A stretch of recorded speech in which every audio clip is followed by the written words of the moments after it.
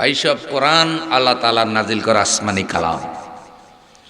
আপনাদের সামনে আমি আজকে কোরআনুল কারীমের সূরা ইউসুফ থেকে পড়েছি।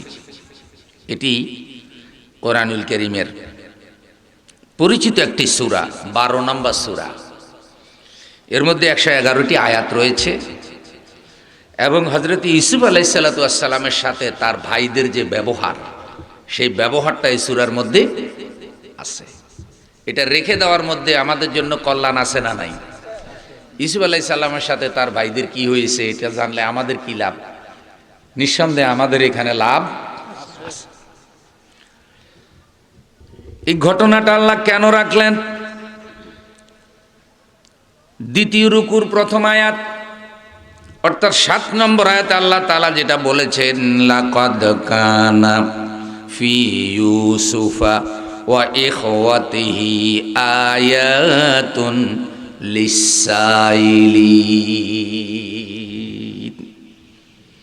ইউসুফ আলাইহিস সালাম এবং তার 10 ভাইয়ের ঘটনার মধ্যে যারা জ্ঞানবান, যারা কিছু জানতে চায়, বুঝতে চায়, শিখতে চায়, আমি আল্লাহ তাদের জন্য অনেক নিদর্শন রেখে দিয়েছি। নিদর্শনটা কি রকম? ইউসুফ আলাইহিস সালামের সাথে শত্রুতা করেছে তার আপন ভাইয়ারা।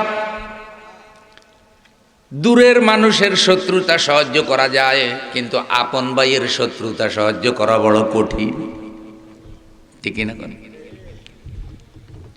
ইউসুফ আলাইহিস সালামের সাথে তার আপন ভাইয়েরা দুশমনি করেছে।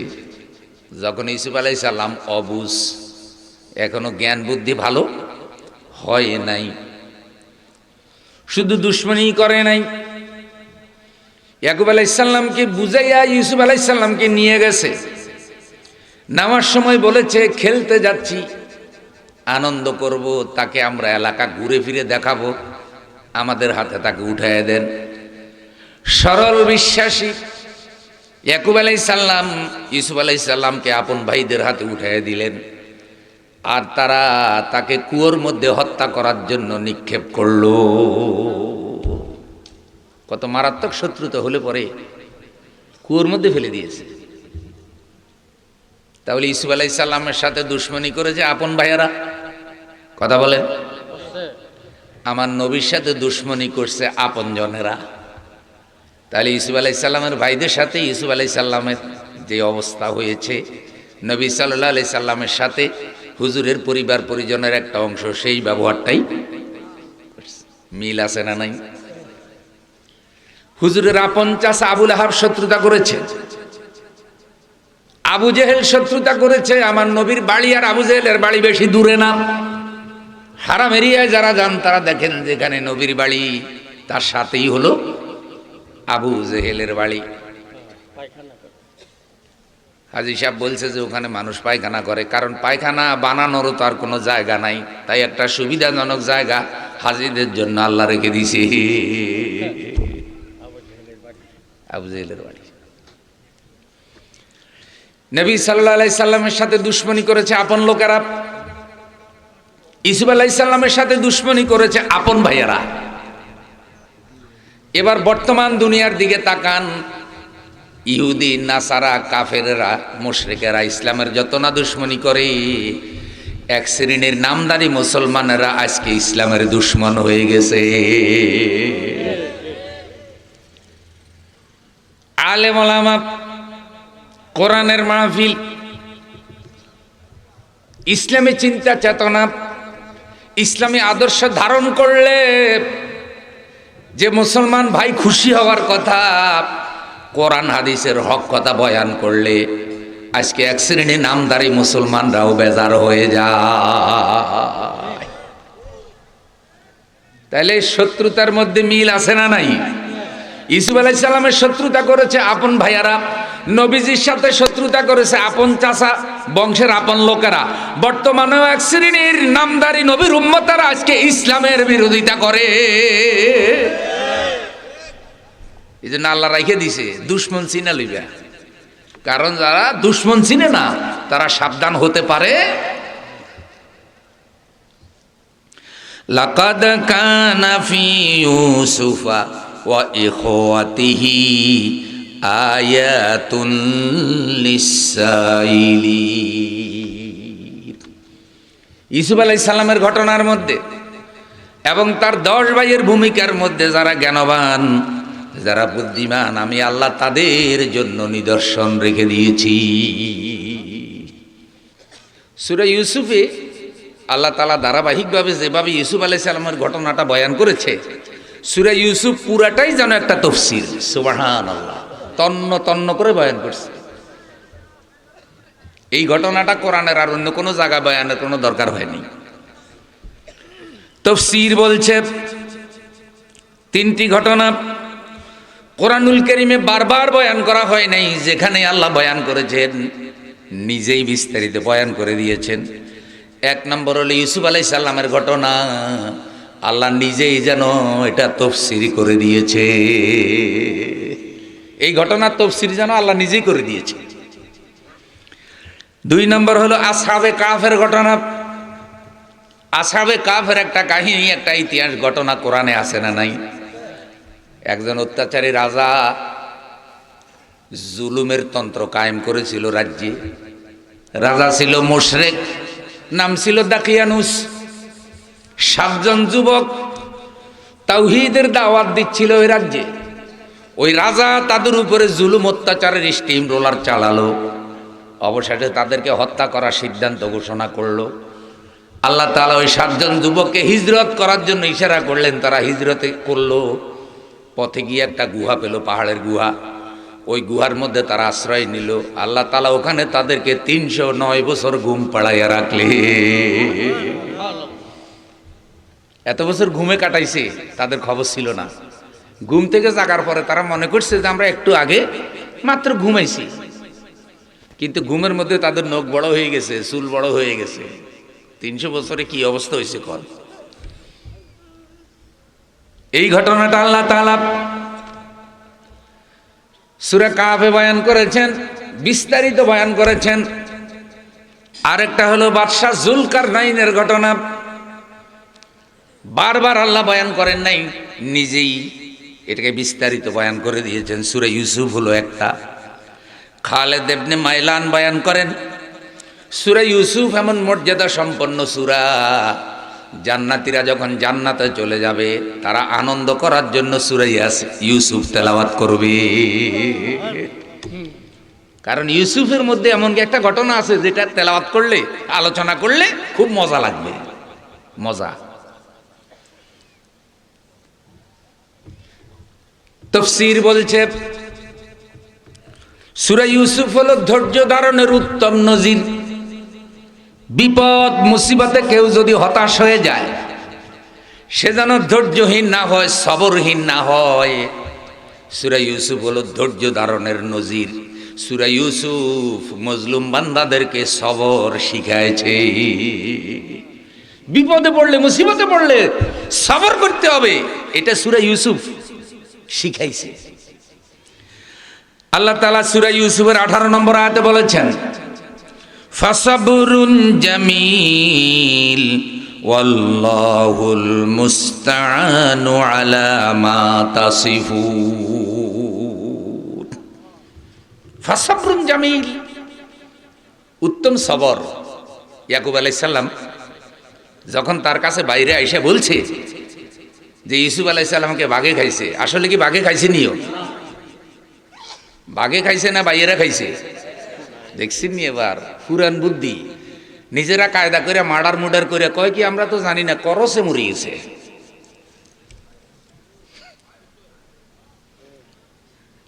অপরাধ করিয়া অপরাধ ঢাকা দেওয়ার জন্য নাটক সাজানো, এটা পুরান ফাফিদের তরিকা। আগের যুগে যারা খুন করতো তারাও কিন্তু এরকম খুন করিয়া নাটকের কল্প কাহিনী বানাইতো। আল্লাহ তাআলা আমাদেরকে বুঝ দাও। ভাইয়েরা কিন্তু তাকে শেষ করেছে, উলঙ্গ করে কুয়ার মধ্যে ফেলে দিয়েছে। এখন বাবার কাছে তো একটা জবাব দিতে হবে, তো জবাবের জন্য একটা নাটক রেডি করছে। নাটক, সেই নাটক হলো তার পোশাকের মধ্যে মিথ্যার রক্ত লাগাইছে, কুকুরের রক্ত, প্রাণীর রক্ত। আর 10 ভাই কানতে কানতে তার বাপের কাছে গিয়ে হাজির হয়েছে, নবীর কাছে। যাই বলতেছে, আব্বা গো, ইউসুফ আলাইহিস সালামকে বাঘে খেয়ে ফেলেছে। বাগে তারে মুখে করে নিয়ে গেছে। আমরা টানাটানি করেছি, চেষ্টা করেছি, ইউসুফরে বাঁচাইতে পারি নাই। তার পোশাক নিয়ে আসছে, এই যে দেখেন পোশাকের মধ্যে ইউসুফের রক্ত। আসলে কি ইউসুফের রক্ত না মিথ্যার রক্ত? তারা যেটা দলিল হিসাবে সাক্ষী হিসাবে দাঁড় করাইছে ওইটা মিথ্যা সাক্ষী। যোগে যোগে জালেমেরা মিথ্যা সাক্ষীরে সত্য সাক্ষী হিসাবে দাঁড় করা।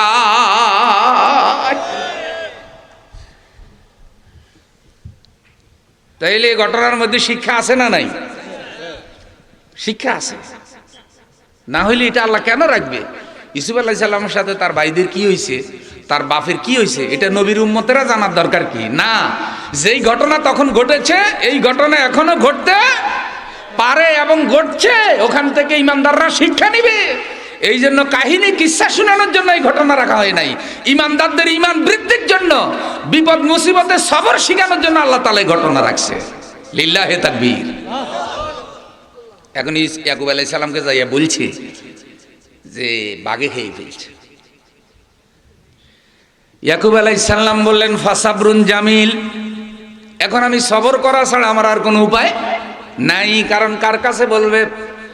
যারা ঘটনা ঘটাইছে তারাও তার সন্তান, যারে কুয়াতে নিক্ষেপ করছে তারাও তার সন্তান।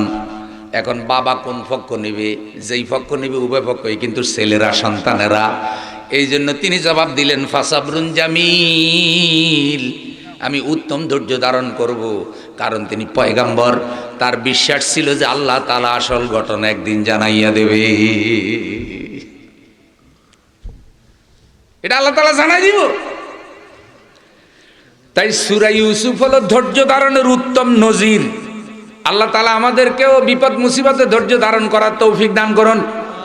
আমরা জোরে বলেন না আমিন।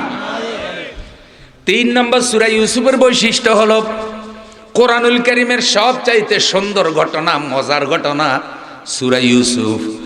আল্লাহ যেটাকে আহসানুল কাসাস বলেছেন, কোরআনের সবচাইতে সেরা ঘটনা, মজার ঘটনা হলো সূরা ইউসুফ। জোরে বলেন সুবহানাল্লাহ। খুব মজার ঘটনা সূরা ইউসুফ। প্রিয় ভাইয়েরা আমার, এই সূরাটা কখন নাজিল হলো? ইহুদিরা আমাদের নবীকে কয়েকটা প্রশ্ন করেছে যে হে মুহাম্মদ সাল্লাল্লাহু আলাইহি সাল্লাম, তুমি যদি নবী হয়ে থাকো আমাদের কিছু প্রশ্নের জবাব দাও। কি প্রশ্ন? বলছে 1 নম্বর প্রশ্ন, বনি ইসরায়েলরা ছিল ফিলিস্তিনে, সেই ফিলিস্তিনের বনি ইসরায়েলরা মিশরে কিভাবে প্রতিষ্ঠিত হলো? তুমি যদি নবী হও এই প্রশ্নের জবাবটা আমাদেরকে দিয়ে দাও। মুহাম্মদ সাল্লাল্লাহু আলাইহি সাল্লাম তো এই ঘটনা জানেন না, কিভাবে ফিলিস্তিন থেকে বনি ইসরায়েলরা মিশরে গেছে এটা মুহাম্মদ সাল্লাল্লাহু আলাইহি সাল্লাম জানেন না। জানাই দিলেন কে? আমার বন্ধু ফিলিস্তিনি ছিল ইউসুফ আলাইহিস সালামের বসতি। ইউসুফ আলাইহিস সালাম কুয়োর ভিতরে থেকে ব্যবসায়ীদের মাধ্যমে চলে গেছেন বন্ধু মিশরে। আর মিশরের বাজারে আজিজ মিশর নামক এক ব্যক্তি ইউসুফ আলাইহিস সালামকে ক্রয় করেছে। সেখান থেকে তিনি আজিজ মিশরের বাড়ি চলে গেলেন। শুধু ইউসুফ আলাইহিস সালাম ফিলিস্তিন থেকে মিশরে যায় নাই, বরং এই উসিলায় বনি ইসরাইলও একসময় নবীদের বংশ ছিল। আল্লাহ বনি ইসরাইলদেরকে মিশরে প্রতিষ্ঠিত করেছে। সুবহানাল্লাহ।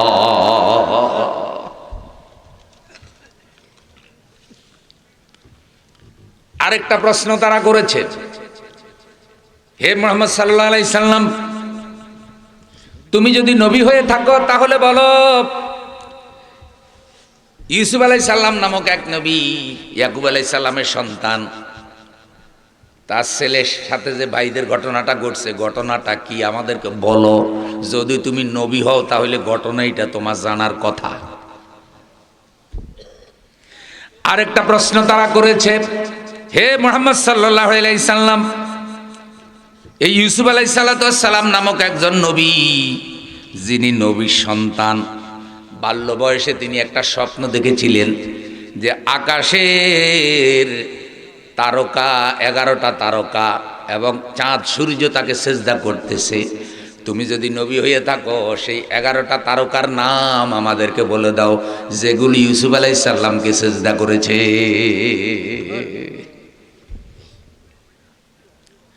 এইসব প্রশ্ন তারা নবীকে করত। আর কইরাই তারা আসল জায়গায় হিট করত যে তুমি যদি নবী হও তাহলে প্রশ্ন এগুলোর জবাব তোমার জানার কথা। তো নবী আলাইহিসসালামের তো এগুলি জানা নাই। ইউসুফ আলাইহিসসালামকে যে তার ভাইয়েরা কুয়োর মধ্যে নিক্ষেপ করেছে, আমার নবী তখন সেখানে ছিলেন না। আল্লাহ তাআলা সকল প্রশ্নের জবাব হিসাবে সূরা ইউসুফ নাজিল করেছে। একটা সূরা ইউসুফের ভিতরে সব প্রশ্নের জবাব এসে গেছে। তাইলে সব প্রশ্নের উত্তরে আল্লাহ সূরা ইউসুফ নাজিল করলেন। সকল প্রশ্নের জবাব এখানে আছে না নাই? শুধু প্রশ্নের উত্তর দিলেন না, কতগুলা নসিহত করে দিলেন আল্লাহ। কি নসিহত? এক নম্বর নসিহত করলেন, ও মক্কার কাফেরেরা, আমার নবীকে প্রশ্ন করো, কিন্তু তোমাদের ব্যবহার আমার নবীর সাথে ইউসুফ আলাইহিসসালামের 10 ভাইয়ের মতোই নিষ্ঠুর ব্যবহার। ইউসুফ আলাইহিসসালামের 10 ভাই তাকে কুয়ায় নিক্ষেপ করেছে। ইউসুফ আলাইহিসসালামের 10 ভাই ইয়াকুব আলাইহিসসালাম থেকে ইউসুফ আলাইহিসসালামকে সফরের কথা বলে নিয়ে ফুটবলের মতো তারা তাকে জুলুম করেছে। 10 ভাই গোল হয়ে দাঁড়িয়ে গেছে, ইউসুফ আলাইহিসসালামকে মধ্যখানে রাখে। এখন ইউসুফ আলাইহিসসালাম ওই ভাইয়ের পায়ে ধরে, ফুটবলের মতো সে লাথি দেয়। আরেক ভাইয়ের পা গিয়া ধরে, লাথি দেয়। ইউসুফ আলাইহিসসালাম অবুঝ সন্তান কেঁদে কেঁদে বলে, ভাইয়েরা তোমরা আমার আব্বাকে বুঝাইছো, বুঝাইয়া তোমরা বড় ভাই হিসাবে আমাকে আনন্দ দেওয়ার জন্য এনেছো, এখন কেন তোমরা এত নিষ্ঠুরতা করতেছ? তারা বলছে, বাবা তোমাকে বেশি মহব্বত করে, তোমাকে বেশি ভালোবাসে, তোমাকে যদি বাপের চোখে থেকে সরাই দিতে পারি আমরা আব্বার প্রিয় হয়ে যাব। তো 10 ভাই ইউসুফ আলাইহিসসালামের সাথে যে দুর্ব্যবহার করতেছে, আমার নবী কাবা ঘরে সেজদা দেয়, তোমরা আমার নবীর মাথার উপরে উটের নাড়ি বুড়িয়ে উঠাইয়া দাও। দিছে না দেয় নাই? বিশাল বড় উট। আল্লাহ নবী সেজদায় গেলে কাফেরেরা নাড়ি বুড়ি উঠাইয়া দিল।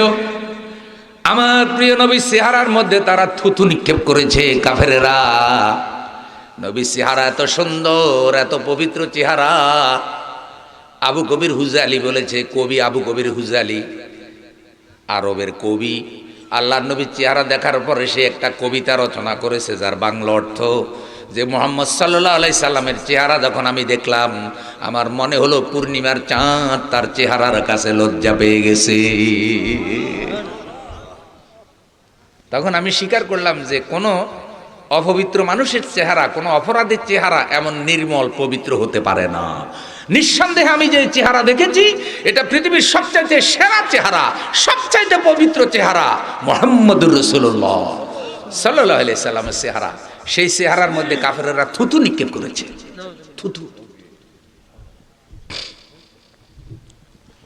ইউসুফ আলাইহিস সালামের 10 ভাই ইউসুফের হত্যার নাটক সাজাইছে। তোমরা আমার নবীকে হত্যার ষড়যন্ত্র করেছ, ফলে আমি আমার নবীকে হিজরত করাইছি। করাইছে না করায়নি? যদি আপনজনেরা দুশ্মনী না করতো তিনি কেন হিজরত করলেন? আল্লাহর দ্বীন বাঁচানোর জন্য। নবী কিন্তু নিজের জীবন বাঁচানোর জন্য হিজরত করেন নাই। নবীর জীবন যদি আল্লাহ বাঁচাইতে চাইতেন তাহলে হিজরত না করাইও আল্লাহ বাঁচাইতে পারতেন। কিন্তু আল্লাহর পরিকল্পনা ছিল দ্বীন কায়েম করা, দ্বীন প্রচার করা। এই জন্য একটা নিরাপদ জায়গা দরকার, যেখানে গেলে নবীজি দ্বীনের দাওয়াতটা ব্যাপকভাবে দিতে পারবেন। আল্লাহ তাআলা এই মক্কার দুশ্মনির কারণে মদিনাকে দাওয়াতের জন্য বাছাই করলেন, আর আল্লাহর নবীকে সেখানে হিজরত করালেন। সুবহানাল্লাহ।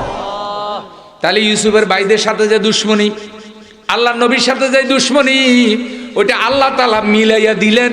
দুশ্মনদের ব্যবহারটাও আল্লাহ দেখাইয়া দিলেন। সাথে সাথে আল্লাহ তাআলা আরো কি দেখালেন? এটা দেখালেন যে আরবের কাফেরেরা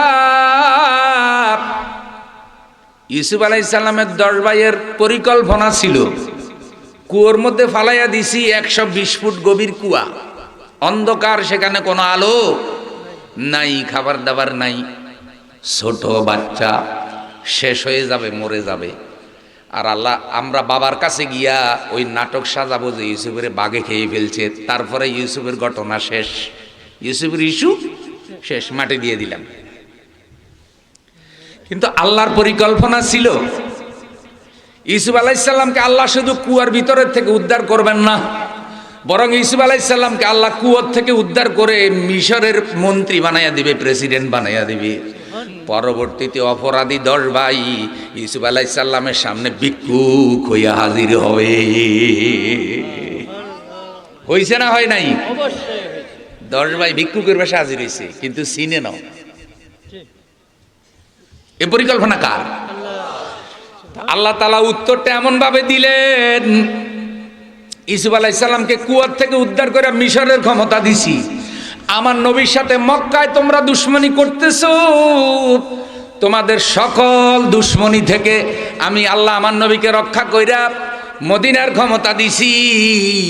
আবার মদিনা থেকে 10,500 সাহাবী লইয়া আল্লাহ নবী মক্কা ঘেরাও করে ফেলছে। মক্কাকে আল্লাহ তাআলা বিজয় দিয়ে দিছে। তোমাদের শত্রুতা আমার নবীর ক্ষতি করতে পারে নাই, নবীর দাওয়াতকে স্তব্ধ করতে পারে নাই। ইউসুফ আলাইহিস সালামের ভাইদের শত্রুতা ইউসুফ আলাইহিস সালামের ক্ষতি করতে পারে নাই। সুতরাং তোমাদের শত্রুতা থেকে আমি ইউসুফ আলাইহিস সালামের মতোই আমার নবীকে রক্ষা করব। আমার নবীকে ধ্বংস করার ক্ষমতা তোমাদের নাই। আল্লাহ লিল্লাহি তাকবীর। এখন আমরা কি শিখলাম? আমরা শিখলাম আল্লাহর নবীকে সকল ষড়যন্ত্র থেকে আল্লাহ যেভাবে রক্ষা করছে, ইউসুফ আলাইহিস সালামকে আপন ভাইদের ষড়যন্ত্র থেকে আল্লাহ যেভাবে রক্ষা করছে, যুগে যুগে যারা আল্লাহর দ্বীন প্রচারের কাজ করবে, দ্বীন বিজয়ের কাজ করবে, দ্বীন কায়েমের কাজ করবে, সকল জুলুম অত্যাচার থেকে আল্লাহ তার কুদরত দিয়া সব যুগে আল্লাহ ওয়ালাদেরকে রক্ষা করবে।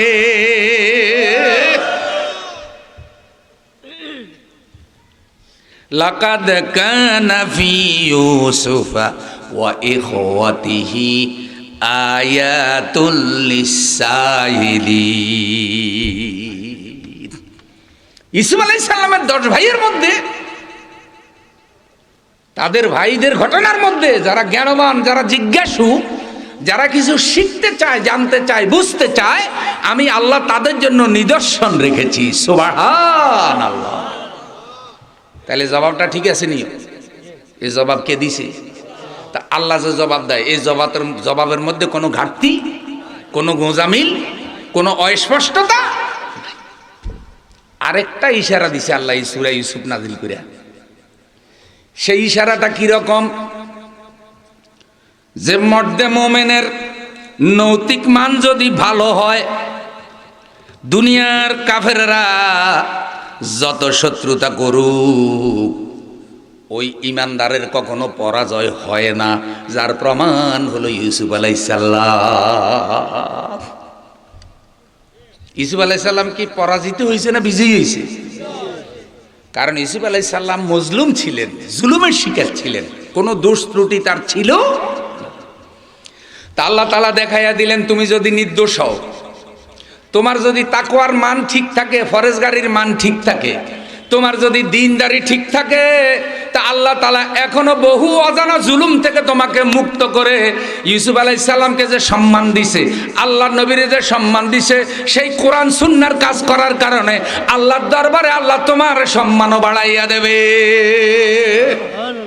লিল্লাহি তাকবীর।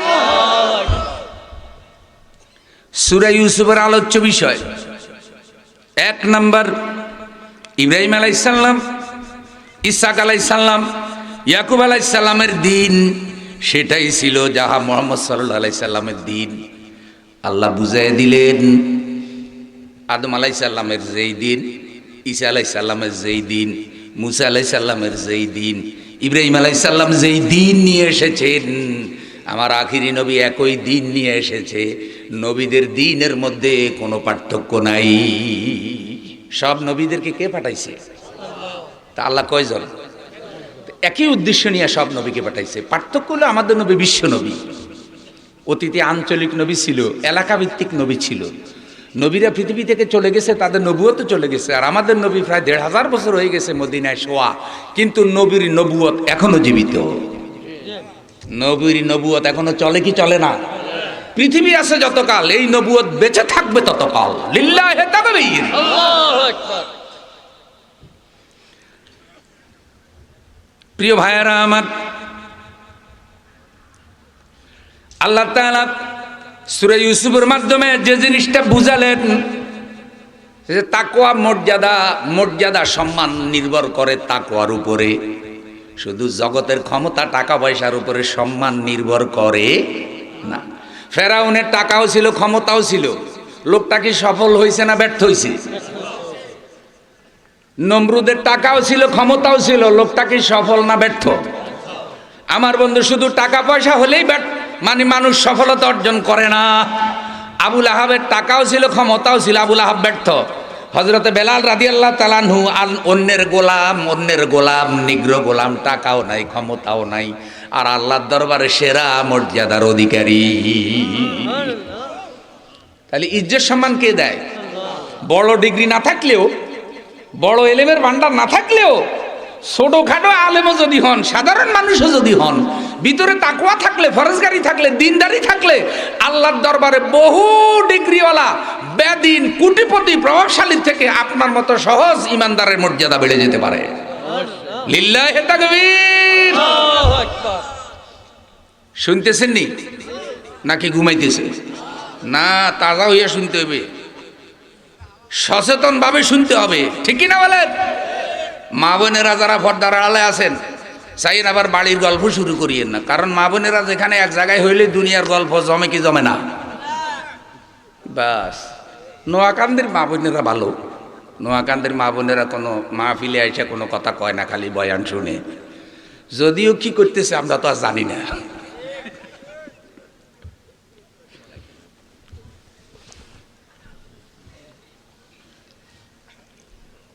এক রহস্য করি ওস্তাদ একদিন কয়, এর কোনো ঘটনা যদি দ্রুত প্রচার করতে চাও তাহলে কোনো মহিলার কাছে বলে দিবে।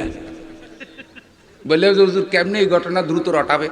কয় যে মহিলা ভিক্ষুক আসে না, ভিক্ষুক যখন ভিক্ষার জন্য আসবে মহিলা তারে ভিক্ষা দিবে, আর ঘটনাটা মহিলা ভিক্ষু করে পয়সা দিবে, বাস বিনা পারিশ্রমিকে ভিক্ষুকে ঘটনা বাড়ি বাড়ি পৌঁছা দিবে। গল্পের কথা আর কি, রহস্যের কথা, কিন্তু বাস্তবতাও কি আছে যে ৩-৪ জন একসাথে হইলেই কিন্তু শয়তান সুযোগ নেয়, দিনই বয়ান থেকে মনোযোগ আলাদা করে দেয়, ওই গল্প, এই কথা মনে করাই দেয়।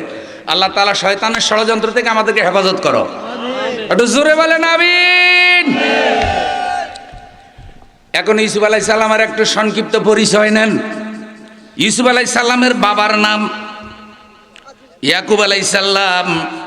ইউসুফ আলাইহিস সালামের মায়ের নাম হলো রাহিল। ইউসুফ আলাইহিস সালামের দাদার নাম হলো ইসাক আলাইহিস সালাম।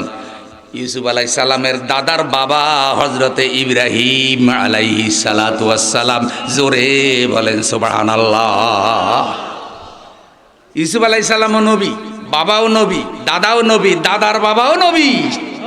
দেখছেন নি এবার বংশ কারে কয়?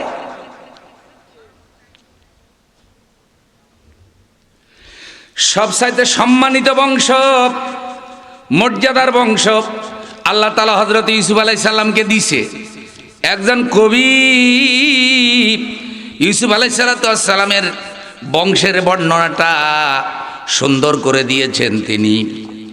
আল কারীম ইবনুল কারীম ইবনুল কারীম ইবনুল কারীম, আল কারীম ইবনুল কারীম ইবনুল কারীম ইবনুল কারীম, ইউসুফ ইবনে ইয়াকুব ইবনে ইসহাক ইবনে ইব্রাহিম। সম্মানিত ছেলে, সম্মানিত, তার ছেলে সম্মানিত, তার ছেলেও সম্মানিত। কে কে? যে ইয়াকুব আলাইহিস সালামের ছেলে ইউসুফ আলাইহিস সালাম, ইসহাক আলাইহিস সালামের ছেলে ইয়াকুব আলাইহিস সালাম, ইব্রাহিম আলাইহিস সালামের ছেলে ইসহাক আলাইহিস সালাম। তাহলে জন্মগত বংশগত সিলসিলাটা পুরাটাই সম্মানিত সিলসিলা। আমার প্রিয় ভাইয়ারা, আল্লাহ রাব্বুল আলামিন এমন একজন সম্মানিত পয়গাম্বরকে প্রেরণ করলেন। কোথায় প্রেরণ করলেন? বসতি ছিল ফিলিস্তিনে, হেবরন নামক এলাকা, আল খলিল উপত্যকা, বর্তমান নাবলুস এলাকা। হযরত ইয়াকুব আলাইহিস সালামের কিছু জমিন এখানে ছিল। এই ফিলিস্তিন এলাকাটা হাজার হাজার পয়গাম্বরের জন্মভূমি। সুবহানাল্লাহ।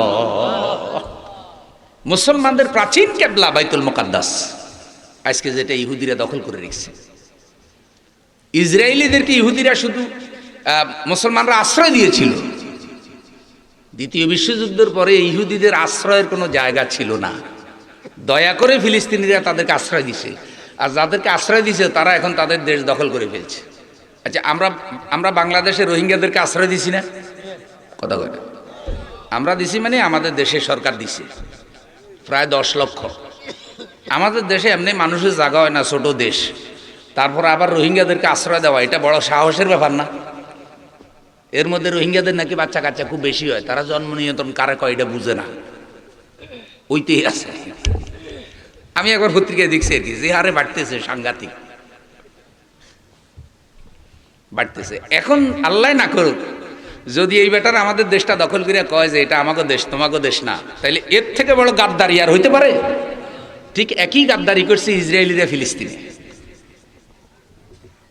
দেশ দখল করে ফেলছে। আর এখন অস্ত্র দিয়ে সহযোগিতা করতেছে ইসলামের শত্রুরা, যারা পৃথিবীতে ন্যায় বিচার চায়, যারা পৃথিবীতে মানবতার স্লোগান দেওয়ার পরে ইসরায়েল নামক সন্ত্রাসীদেরকে সাপোর্ট করে, তাদের মুখে ন্যায় বিচার এবং মানবতার স্লোগান মানায় না। তারা ডাকাতের সহযোগী ডাকাত, জালেমের সহযোগীও জালেম।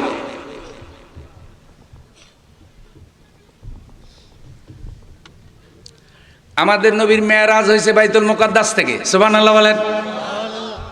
আমাদের প্রিয় নবী সাল্লাল্লাহু আলাইহি সাল্লাম যখন মক্কা থেকে মদিনায় হিজরত করলেন, সেখানে ইহুদি ছিল যাদের কেবলা ছিল বাইতুল মুকাদ্দাস। আল্লাহর নবী 16 থেকে 17 মাস বাইতুল মুকাদ্দাসের দিকে ফিরে নামাজ পড়ছে। কিন্তু আমার নবীর কামনা ছিল আল্লাহ যেন কাবা ঘরকে, মসজিদে হারামকে তার কেবলা বানায়া দেয়।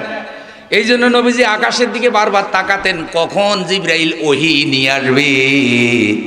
আল্লাহ তাআলা বলছেন, কাদ নারা তাকাল্লুবা ফিস সামা। নবী, আপনি যখন আপনার চেহারা আকাশের দিকে উঠান, আমি আল্লাহ আপনার চেহারাটা দেখি।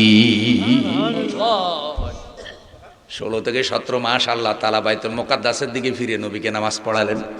কিন্তু যখন আল্লাহর ইচ্ছা হলো যে এখন কাবা ঘর কেবলা হয়ে যাবে, নামাজের মধ্যে আল্লাহ তাআলা হুকুম নাজিল করে দিলেন, যেই মসজিদে 2 রাকাত আল্লাহর নবী বাইতুল মুকাদ্দাসের দিকে ফিরে পড়লেন, আর 2 রাকাত কাবা ঘরের দিকে ফিরে পড়লেন। সুবহানাল্লাহ। মসজিদে হারামের দিকে ফিরে পড়লেন 2 রাকাত। মসজিদে জুল কাবলা, তাই 2 কেবলার মসজিদ এখনো আসে না? নাই হাজী সাহেবরা, মসজিদে কেবলা তাই 2 কেবলার মসজিদ। মসজিদে হারাম থেকে আল্লাহর নবীকে নিয়ে যাওয়া হলো বাইতুল মুকাদ্দাস, ফিলিস্তিনের মসজিদে। নবীজি গিয়ে দেখলেন পুরাটা মসজিদ নামাজিতে পরিপূর্ণ হয়ে আছে। আল্লাহর নবী, আমাদের প্রিয় নবী, ওই মসজিদে ইমামতি করে 2 রাকাত নামাজ পড়ালেন। সেখানে আমাদের নবী হলেন ইমাম, আর জগতের সব নবীরা হলো আমাদের নবীর মুসল্লি। সুবহানাল্লাহ। আমাদের নবী নবীদেরও ইমাম হয়ে গেলেন, নবীদেরও ইমাম, নবীদেরও ইমাম। লিল্লাহি তাকবীর। আল্লাহু আকবার। সাধারণ নবী না, নবীদেরও ইমাম, ইমামুল মুরসালিন মুহাম্মদুর রাসূলুল্লাহ সাল্লাল্লাহু আলাইহি সাল্লাম। এই ঘটনা বাইতুল মুকাদ্দাসে ঘটছে। আবার মেরাজ কইরা বাইতুল মুকাদ্দাসে ফিরে আসছে। ইউসুফ আলাইহিস সালামকে যেই কুয়োর মধ্যে ফেলছে, সেটা ওখানে আমার বন্ধু। আল্লাহ তাআলা ঘটনাটা শুরুতেই বয়ান করা আরম্ভ করেন নাই, বরং কি সুন্দর করে আল্লাহ সূরা ইউসুফের সূত্রপাত করলেন। প্রথমে আল্লাহ তাআলা বললেন, আলিফ লাম র। এগুলি হরুফে মুকাত্তাত, আয়াত মুতাশাবিহাত, এগুলির অর্থ আমরা জানি না, আল্লাহ এবং আল্লাহ রসুল ভালো জানে। এগুলি হলো জ্ঞানীদের জন্য, জ্ঞানীদের জন্য এটার নিদর্শন। কীরকম নিদর্শন? কোরআন বুঝে আসলে মানবে, বুঝে না আসলে মানবে না, ব্যাপারটা এমন না। বুঝলেও কোরআন মানতে হবে, না বুঝলেও কোরআন। যদি সব কিছু বুঝতে চাও তাহলে বলো তো আলিফ লাম মিমের অর্থ কি? জ্ঞানীরা চেষ্টা করেছে, আলিফ লাম মিমের অর্থ বের করতে পারে নাই। কেবল আল্লাহ এবং আল্লাহর নবী ছাড়া এই অর্থ আর কেউ জানে না। সুবহানাল্লাহ। ইয়ে কম্পিউটারের মধ্যে পাসওয়ার্ড লাগাই নি, ছেলেরা বুঝবে তারা কম্পিউটার চালায়, কি লাগায়? পাসওয়ার্ড। এই পাসওয়ার্ড কিন্তু যেতে লাগাইছে হাতে ছাড়া কেউ জানে না। আচ্ছা, আরেকটু সহজ করি। ধরেন এই ভাইয়ের দোকানে, কাপড়ের দোকান উদাহরণস্বরূপ বলি, এই বাহারুল ভাই গেছে কাপড় কেনার জন্য, সেলসম্যানে কাপড় একটা দেখাইছে, দাম কত রে? কয় 1000 টাকা। তখন বাহারুল ভাই কইলে যে 500 টাকা দিবেনি, তখন ওই ওস্তাদের জিজ্ঞাইতে আছে, ওস্তাদ 500 টাকা কয়। তো ওস্তাদের জিজ্ঞাসা দাগ কত? তখন ওই মানে সেলসম্যান বলে দাগ হইল ABC। তখন এই দোকানদার কয়, জিজ্ঞাসা কর তার 200 টাকা দিবনি, 700 টাকা হইলে দিয়ে দে। এই ABC বলতে কি বুঝাইছে এটা কাস্টমারে বুঝছিনি। মালিক কিনা কত আর বেচা কত এটা ওই সেলসম্যানে বুঝে আর মালিকে বুঝে, কাস্টমারের বুঝার কোনো সুযোগ আর জানার দরকারও নাই। এটা ওগো ব্যাপার সেবার যে দাগ কত। এই জন্য যারা ফাঁকা কাপড় ব্যবসায়ী আইনে কিন্তু দাগ বসায়। প্রত্যেক দোকানের আলাদা আলাদা দাগ, এক দোকানের দাগ আরেক দোকানে বুঝে না, কারণ এটা তার ব্যবসায়িক পলিসি। আলিফ লাম মিম বলতে কি বুঝাইছে, আলিফ লাম রা বলতে কি বুঝাইছে, এটা নবী জানে আর আল্লাহ জানে, উম্মতের জানার কোনো দরকার নাই। লিল্লাহি তাকবীর। এটা না বুঝে ঈমান আনবো, এটা আল্লাহর কোরআন, এতে কোনো সন্দেহ। আল্লাহ বলছে তোমরা তো ইউসুফ আলাইহিস সালামের ঘটনা জানো না, ইউসুফ আলাইহিস সালামের সাথে যে দুশমনী হয়েছে এটা আমার নবীও জানে না, কিন্তু আমি এত সুন্দরভাবে জানাবো জগতের কেউ এত সুন্দরভাবে এই ঘটনা শুনে নাই। সূরা ইউসুফ নাজিল হওয়ার পর প্রশ্নকর্তা যারা ছিল তারা স্বীকার করেছে মুহাম্মদ সাল্লাল্লাহু আলাইহি সাল্লাম এই ঘটনাটা এত বিস্তারিত এর আগে আমরাও জানতাম না, যে এত সুন্দর করে কোরআন আমাদেরকে জানাইলো, এত সুন্দরভাবে ইউসুফ আলাইহিস সালামের ঘটনাটা আমরা নিজেরাও জানতাম না। তো জানাইছে কে? এরপরে আল্লাহ তাআলা ঘটনা বয়ান শুরু করে নাই, বরং আগে আল্লাহ কোরআনের বয়ান করতেছে। ভালো করে শুনেন, তিলকা আয়াতুল কিতাবিল মুবিন। আল্লাহ বলছে এগুলা সুস্পষ্ট কিতাবের নিদর্শন, কিতাবের বয়ান যেগুলো আমি বয়ান করতেছি সেটা কোনটা? ইন্না আওজালনাহু কুরআনান আরাবিয়াল লাআল্লাকুম তাকিলুন। ইহা আমি অবতীর্ণ করেছি, ইহা আমি অবতীর্ণ করেছি। ইহা মানে কোরআন, ইহা মানে কি? কোরআন। কে অবতীর্ণ করেছেন? তো সূরা ইউসুফ কোরআনের মধ্যে একটা সূরা, এরকম 114টা সূরা কোরআনে আছে না নাই? তো সূরা ইউসুফ যিনি নাজিল করছেন, সূরা ফাতিহাও তিনিই নাজিল করছেন, সূরা ইয়াসিনও তিনিই নাজিল করেছেন, সূরা আর রহমানও তিনি নাজিল করেছেন। 30 পারা কোরআন আল্লাহ নাজিল করেছে, নবী কোরআন বানায় নাই। আমাদের নবী কি নিজে কোরআন বানাইছে? কোরআনের কোনো আইন কি হুজুররা বানাইছে? কোরআনের আইন কার দেওয়া আইন? আল্লাহর দেওয়া আইন হওয়ার কারণেই তো আমরা বুক ফুলে আল্লাহর আইনের কথা বলি। ফেরাউন নমরুদ তথা মানব রচিত আইনের পক্ষে আমরা কোনোদিন কথা বলি নাই, বলবো না যতকাল বেঁচে আছি।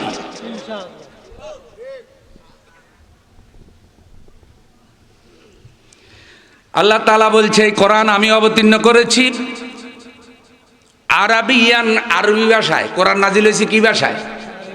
জোরে কোন। এবার কোন তো কোরআনের ভাষার মর্যাদা কম না বেশি? নবীদের ভাষা আরবি, আদম আলাইহিস সালামের ভাষা আরবি, জান্নাতের ভাষা কি? আরবি। আমার বন্ধু মাতৃভাষাকে আমরা ভালোবাসবো, মহব্বত করব, কিন্তু মাতৃভাষা ক্ষণস্থায়ী, কবরের মধ্যে বাংলা ভাষা চলে না।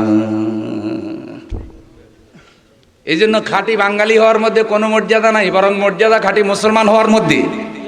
কথা কয় না? কবরে গিয়া যদি ফেরেশতারে বলেন আনা খাঁটি বাঙালিউন,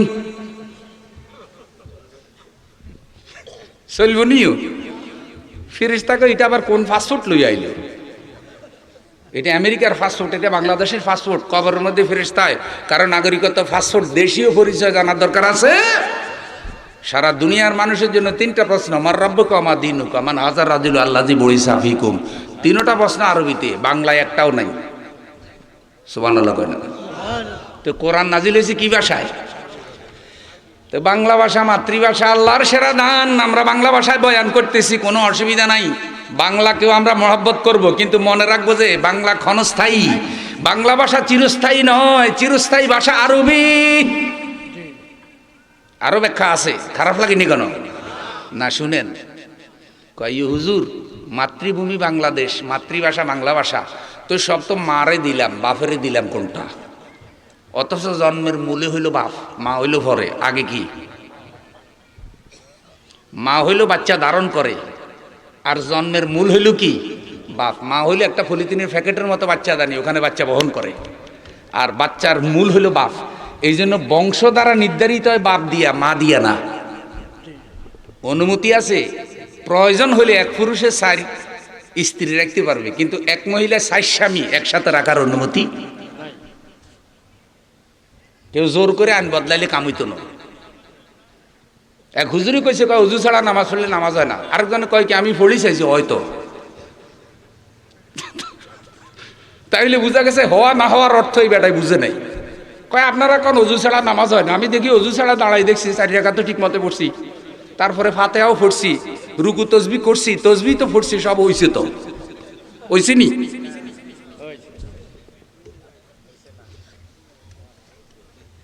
যে এক পুরুষে 4 বউ রাখতে পারবো, মহিলারা 4 স্বামী রাখো। শরীয়ত কয় 4 স্বামী যে এক মহিলা একসাথে রাখবো, 4 স্বামী যদি তার সাথে শারীরিক সম্পর্ক করে, তো কোন বাচ্চার বাপ কেডা বাছাই করবো কি দিয়া? কারণ বাচ্চা দানি কয়টা? একটা। এই জন্য আমার ভাইয়ারা, আদম আলাইহিস সালামকে আল্লাহ আগে বানাইছে, আম্মা হাওয়াকে পরে বানাইছে। সুবহানাল্লাহ কোন? আদম আলাইহিস সালাম আগে, জন্মের মূলে বাবা, বাবা দিয়া বংশ নামা হয়, মা দিয়া বংশ নামা হয় না। যদিও মায়ের মর্যাদা বেশি, মায়ের সম্মানও বেশি, আর এই জায়গায় আল্লাহ বাপের মর্যাদা দিছে। এবার লক্ষ্য করেন, মাকে ভালোবাসে বিদায় ভাষাও দিছি মাতৃভাষা, ভূমিও দিছি মাতৃভূমি। দুইটাকেই আমরা মহব্বত করি, মায়ের সাথে তুলনা করছি। কারণ ভালোবাসার দিক থেকে বাপের থেকে মা বড় মজা, কারণ বাপের মেজাজও মাঝে মধ্যে খারাপ হয়। ছেলে মেয়ে যখন বাপের কোলে পায়খানা করে দেয়, তখন ডাকে, ও আব্দুর রহিমের মা, তোমার ফোলারে নাও, আমারে নষ্ট করে দিছে। তাইলে এই ভালোবাসা, এই ময়লা পানি পরিষ্কার করার ভালোবাসা মায়ের একলা, বাপে এগুলা পারে। মা যে 10 মাস 10 দিন পেটে ধারণ করছে, জীবিত সন্তান, জীবিত মারে কষ্ট দিছে। মা ঘুমাইতে পারে না, খাইতে পারে না, বমি করে, উঠতে পারে না, বসতে পারে না। কোনো কারণে পুরুষের পেটে যদি বাচ্চা হইতো, পুরুষের যে মেজাজ, ডেলিভারি করে আষাঢ় মারিয়া করতে এত গুতাগুতি করছে লিখা পেটের মধ্যে, আগে তোর থেকে প্রতিশোধ লই, পরে দুধ খাওয়াবো নি, রাখ।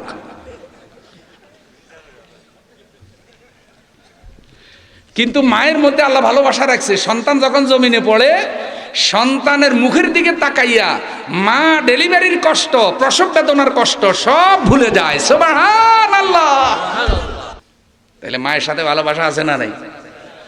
কিন্তু মনে রাখবেন, মাতৃভাষা মাতৃভূমি, মাতৃভূমিও ক্ষণস্থায়ী।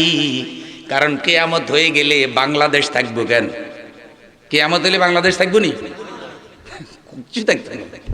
আমেরিকা নাই, ইউরোপ নাই, বাংলাদেশ নাই, পাকিস্তান নাই, হিন্দুস্তানও কি? যারা এইভাবে দেশ লইয়া পাগল হয়েছে আল্লাহরে বাদ দিয়া, মনে রাখবেন একটা আঘাতে সব সুরবার হয়ে যাবে। তাইলে দেশও ক্ষণস্থায়ী, আর মরে যাওয়ার পরে ভাষাও ক্ষণস্থায়ী। বাংলা ভাষা কবরে আর চলে না। তাইলে এবার বলেন, বাপেরে কি দিছে? আমার ওস্তাদে কয়, তফসির পড়ানোর সময় কয়, বুঝাই দিবা, পিতৃভূমি চিরস্থায়ী, পিতৃভাষাও চিরস্থায়ী। পিতা হইল আদম আলাইহিস সালাম, আদম আলাইহিস সালামের বাসস্থান আল্লাহর জান্নাত, জান্নাত চিরস্থায়ী। আদম আলাইহিস সালামের ভাষা আরবি, কোরআনের ভাষা আরবি, চিরস্থায়ী ভাষা।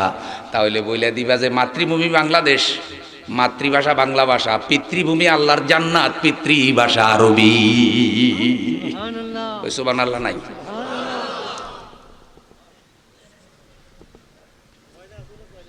হ্যাঁ, জোরে কয় না। মাঝে মধ্যে ওয়াজের মধ্যে একটু জোয়ার উঠে দিতে হইব না?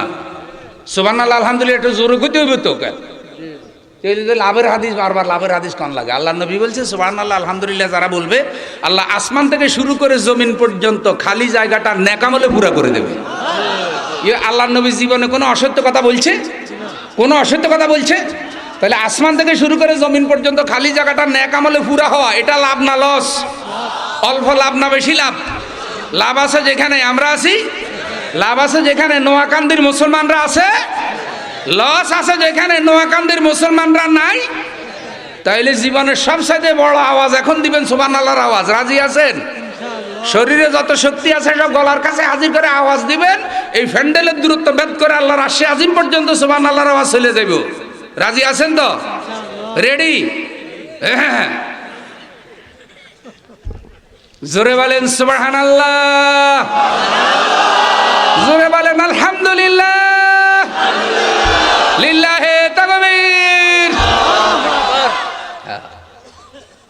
কোরআন হাদিসের বয়ান ঢুকানো তো ভাই একটু কঠিন আছে। তো রাত্র বাজে 11:40। তাইলে পিতৃভূমি আল্লাহ জান্নাত, পিতৃভাষা আরবি, খুশি না বেজার? মারাও খুশি হন, পর্দারা আলে বেজার ওই নাম না কইলে মাতৃভূমি বাংলাদেশ, মাতৃভাষা বাংলা, আর পিতৃভূমি আরবি, পিতৃভূমি জান্নাত, পিতৃভাষা আরবি। তাহলে দুইজনের ভাগে কিছু কিছু আছে তো কেমন।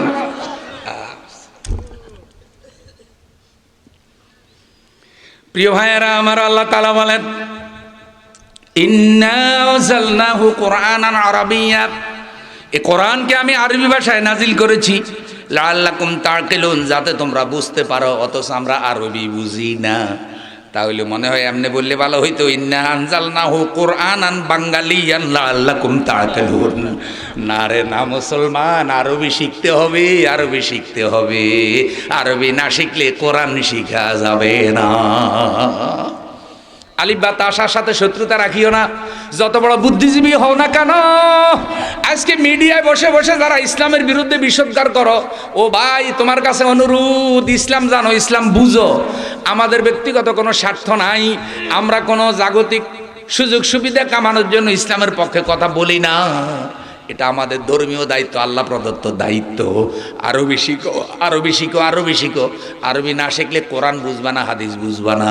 আজকে বড় বড় ডিগ্রিওয়ালা আছে, জাগতিক অনেক অনেক এলেম আছে, কিন্তু ইসলাম সম্পর্কে কিছুই জানে না। আছে না নাই? অনেক বড় বড় জ্ঞানী দেখবেন আত্মাইয়ে তো পারে না, দোয়া কোনো জিজ্ঞাসা করলে ডবল জিরোতে ফেল। কিন্তু এমনি ডিগ্রি ভালোই আছে, পড়ালেখা ভালোই আছে, জাগতিক লাইনে, ধর্মীয় লাইনে কিছুই জানে না।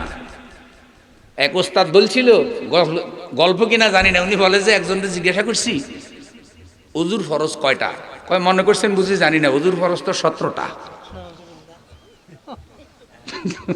17টা কয়টা কয়, অথচ ওযুর ফরজ কয়টা, উনি কয় কয়টা। তো হুজুর বলতেছে আচ্ছা 17টা তো কইছেন বুঝছি, তাই মিলাই দেন তো, ওযুর ফরজ 17টা কেমনে কেমনে একটু মিলাই দেন।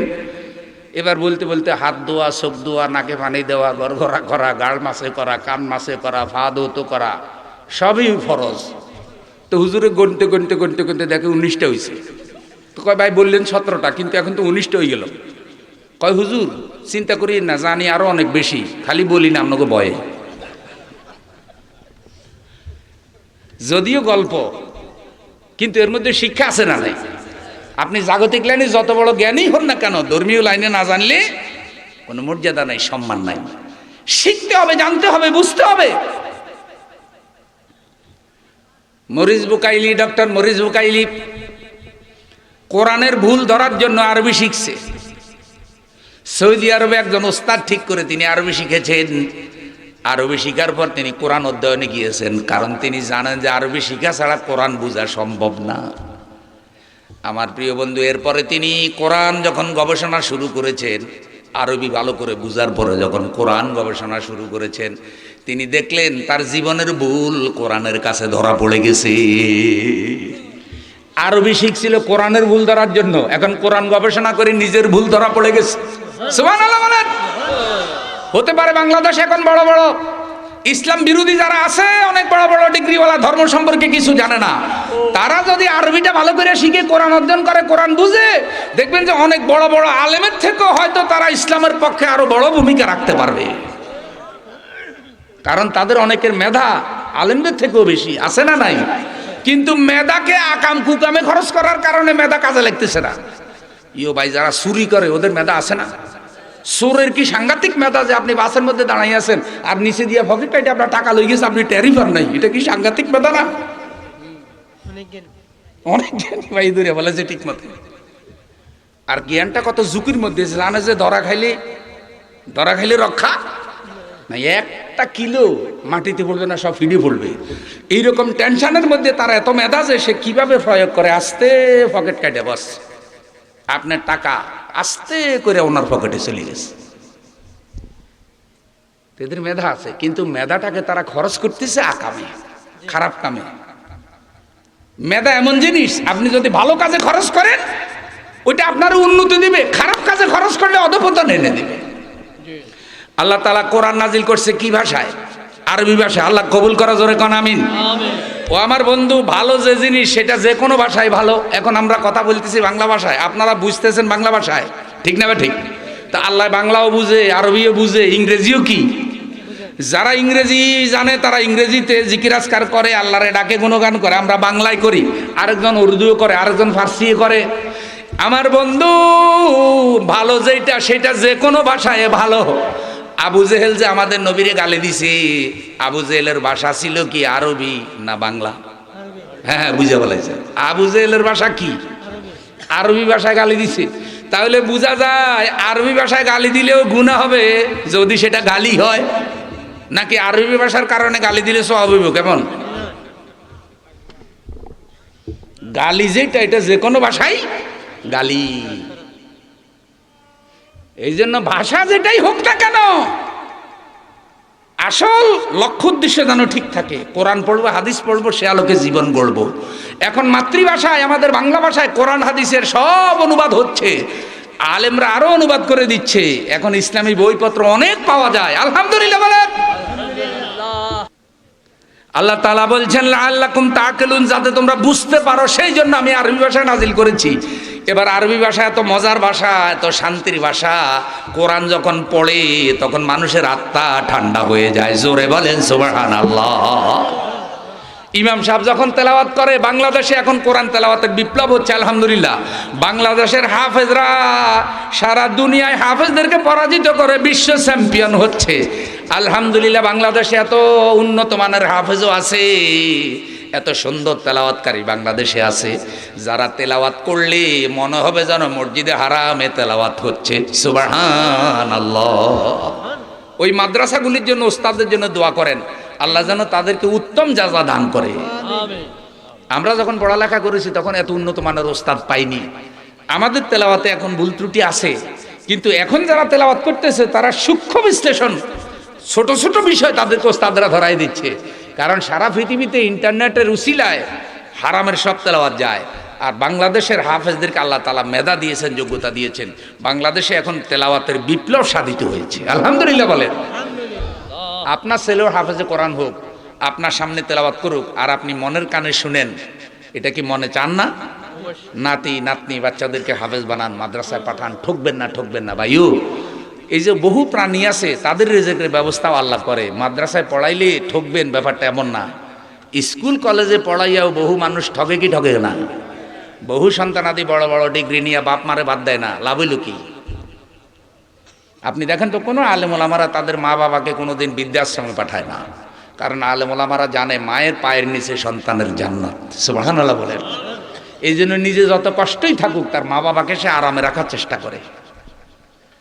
মাদ্রাসা কলেজ ইউনিভার্সিটিতে যারা পড়ে তারা সবাই খারাপ না, আলহামদুলিল্লাহ। হাজার হাজার ছেলে কলেজ ইউনিভার্সিটিতেও ভালো আছে। কলেজ ইউনিভার্সিটিতে এমন এমন ছেলেও আছে যারা মাদ্রাসার ছেলেদের থেকেও মা বাবাকে বেশি মহব্বত করে, এমন সন্তানও আছে। কেন আছে? তারা ধর্মীয় শিক্ষাটা সেভাবে পেয়েছে, ওস্তাদ পেয়েছে, পারিবারিক ঐতিহ্য আছে। আল্লাহ তাআলা এই ধরনের সন্তান আরো বাড়ায় দেন, কারণ এখন মুরব্বীদের মর্যাদা কমে যাচ্ছে। বিভিন্ন জায়গায় প্রবীণ মুরব্বীগণ অবহেলার শিকার হচ্ছে। প্রিয় ভাইয়েরা আমার, এই কথা বলে এবার আল্লাহ আসল ঘটনা বয়ান শুরু করছে। ঘটনাটা সূচনা করেছে আল্লাহ তাআলা কিভাবে।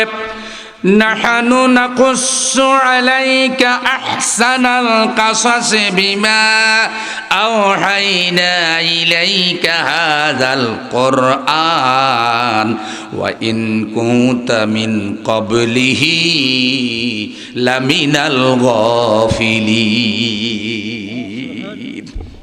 নাহনু নাকুসসু আলাইকা আহসানাল কাসাস, হে নবী আমি আপনার নিকট সবচাইতে উত্তম ঘটনা বয়ান করতেছি। সবচাইতে উত্তম ঘটনা, আল্লাহ যেটাকে উত্তম ঘটনা বলে তার থেকে উত্তম ঘটনা পৃথিবীতে আরও হতে পারে না। আল্লাহর ভাষায় যেটা উত্তম ঘটনা, নিঃসন্দেহে সেটা পৃথিবীর সবচাইতে সেরা ঘটনা।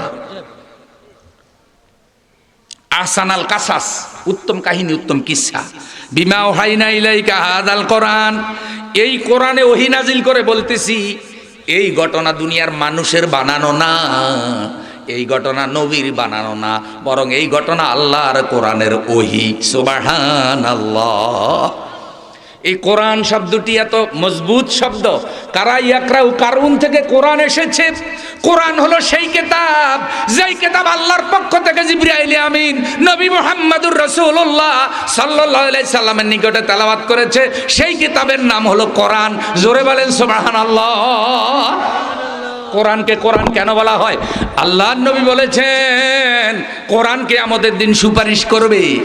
যারা কোরআনের জীবন গঠন করবে, যারা কোরআন অনুযায়ী আমল করবে, যারা কোরআন অনুযায়ী চরিত্র গঠন করবে, আল্লাহ তাআলা কোরআনের উসিলায় কিয়ামতের দিন তাদেরকে জান্নাত দিয়ে দেবে। কোরআন সুপারিশ করে তাদেরকে জান্নাতে পৌঁছাইয়া দেবে। কোরআন আমাদের জন্য আল্লাহর দরবারে সুপারিশ করুক, এটা কি আমরা চাই? কারা কারা চাই? আল্লাহরে হাত উঠায়া দেখায়। লিল্লাহে তাকবীর। আল্লাহ হাতগুলা কবুল করেন। জোরে বলেন আমিন। আরো জোরে বলেন আমিন। কোরআনকে আমরা সুপারিশকারী হিসাবে চাই। যদি আমরা কোরআনকে সুপারিশকারী হিসাবে চাই, তাহলে দুনিয়াতে কোরআনের পক্ষেও আমাদের থাকার দরকার আছে না নাই? মৃত্যু পর্যন্ত আমরা কোরআনের পক্ষে থাকবো। কারা কারা রাজি? আল্লাহরে আবার হাত উঠায়া দেখায়। লিল্লাহে তাকবীর, লিল্লাহে তাকবীর। কোরআনের পক্ষে থাকতে চেয়েছি, ঠিক না? এখন আল্লাহর নবী কি বলে শুনেন। আল কোরআন হুজ্জাতুন লাকা ওয়া আলাইক। আল্লাহর নবী বলছে কোরআন তোমার পক্ষে অথবা বিপক্ষে দলিল হবে। যারা পৃথিবীতে কোরআনের জীবন গঠন করবে, কোরআনের পক্ষে থাকবে, কিয়ামতের দিন কোরআন তাদের পক্ষে সুপারিশ করে জান্নাতে পৌঁছায় দেবে। যারা পৃথিবীতে কোরআনের আইনের বিরোধিতা করবে, কোরআনের বিধিবিধানের বিরোধিতা করবে, কিয়ামতের দিন কোরআন তাদের বিরুদ্ধে আল্লাহর দরবারে একটা মামলা দিয়া তাদেরকে জাহান্নামে পৌঁছাইয়া দেবে। মামলা দিবে একটা। কয়টা? এক মামলায় জাহান্নামী, আর বাদী হবে কোরআন। বাদী হবে কোরআন, সাক্ষী হবে আল্লাহর নবী। যদি কোরআন আমাদের পক্ষে সুপারিশ করুক, এটা চাই, তাহলে পৃথিবীতে আমাদেরকে কোরআনের জীবন গঠন করা লাগবে। আমরা আল্লাহর কোরআনকে বুকে আঁকড়ে রাখবো। আমরা কোরআনের বিরুদ্ধে যাব। ওই যে একজন শিল্পী গজল গাইছে, আমি তো গায়ক না, তারপরেও মাঝে মধ্যে লোকেরা কয় হুজুর একটু তেলে জ্বলে না দিলে তো মজা লাগে না। দেখছি নি এবার তেলে জ্বলে না দিলে ভালো হয় না। ঝরে রক্ত ঝরুক হে দয়াময়, ঝরে রক্ত ঝরুক হে দয়াময়, তবু আগলে যেন রাখতে পারি বুকে আল কোরআন। তবু আগলে যেন রাখতে পারি বুকে আল কোরআন। করো সেই শক্তি দান, করো সেই শক্তি দান, করো সেই শক্তি দান, করো সেই শক্তি দান। তোমার অসীম করুণা আমরা মুসলমান, তোমার অসীম করুণা আমরা মুসলমান। তোমার কোরআন দিয়ে মোরা গড়ব এ জাহান, তোমার কোরআন দিয়ে মোরা গড়ব এ জাহান। জোরে বলেন আমিন। কোরআনের রঙে যদি রঙিন হতে পারি, কিয়ামতের দিন কোরআন আল্লাহর দরবারে আমাদের জন্য সুপারিশ করবে। তা আল্লাহ তাআলা ইউসুফ আলাইহিস সালামের ঘটনাটা কোরআনে জানাইছে, এ কারণে এই ঘটনার মধ্যে কোনো সন্দেহ। ওয়া ইন কুনতা মিন ক্বাবলিহি লামিনাল গাফিলিন। হে নবী, যদিও তুমি আমি জানানোর আগে এই ঘটনা তুমি জানতে না, তুমি এ সম্পর্কে অবগত ছিলে না, তোমার জানাইতেছে আল্লাহ। মানে ঘটনাটা কেউ যেন অস্বীকার না করে, অবিশ্বাস না করে। এই ঘটনা বলার আগে আল্লাহ তাআলা কথা এগুলা বইলে সবার মুখ বন্ধ করে দিতেছে। ভালো করে শুনো, কথা কিন্তু আল্লাহর। কথা কার? কোনো আওয়াজ দেওয়া চলবে না, কোনো টাল্টি বাল্টি সিটিং বাজি চলবে না, কথা আল্লাহর। হুজুরে বয়ান করে, হুজুরের কোনো দোষ। এখন কি শুরু করছে দেখেন, ঘটনা কিভাবে শুরু করে। وَإِذْ قَالَ يُوسُفُ لِأَبِيهِ يَا أَبَتِ إِنِّي رَأَيْتُ أَحَدَ عَشَرَ كَوْكَبًا وَالشَّمْسَ وَالْقَمَرَ رَأَيْتُهُمْ لِي سَاجِدِينَ। বিস্তারিত ঘটনা আগে বয়ান না করে স্বপ্ন দিয়া শুরু করছে আল্লাহ। স্বপ্ন দিয়া ইয ক্বালা ইউসুফু লিআবিহি, যখন ইউসুফ আলাইহিস সালাম তার আব্বাকে বললেন, তার আব্বা হলো ইয়াকুব আলাইহিস সালাম। ইয়াকুব আলাইহিস সালাম একজন নবী কিনা কোন? ইয়াকুব আলাইহিস সালামের যত ছেলে ছিল সব ছেলে নবী হয় নাই, একজন মাত্র নবী হইছে, তিনি হলেন ইউসুফ আলাইহিস সালাতু ওয়াস সালাম। এই জন্য তিনি নবী হিসাবে ছেলের লক্ষণ, ছেলের গঠন, ছেলের আচার আচরণ, ছেলের লক্ষণ দেখে তিনি বুঝছে যে আল্লাহ যদি দয়া করে সন্তানটা নবী হইতেও পারে।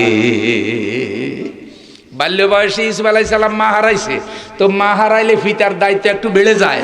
তখন পিতা সন্তানের মায়ের ভালোবাসা পিতার ভালোবাসা দুইটাই দেওয়া লাগে, কারণ ছেলেটার মা নাই। মা হারাইলে ওই বাচ্চা আদর যত্নর বড় অভাব হয়। ইয়াকুব আলাইহিস সালাম ছেলেটার বড় আদর যত্ন করে, কারণ দেখতেও তো বড় সুন্দর।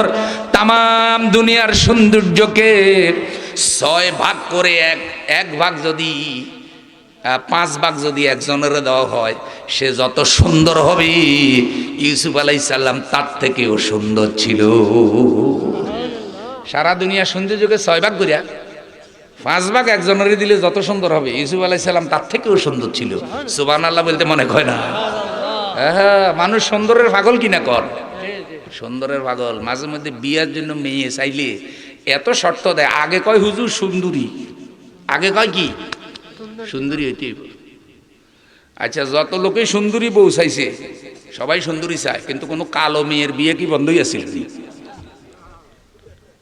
তাইলে বোঝা যায় কালোর মধ্যেও সৌন্দর্য আছে, কারণ যার জন্য যার জোড়া আল্লাহ বাইদে রাখছে ওইটা কালো হইলেও তার চোখে সুন্দর লাগবে। সুবহানাল্লাহ। ওই যে লাইলি মজনুর ঘটনা, একটা কাহিনী আর কি, ইতিহাস।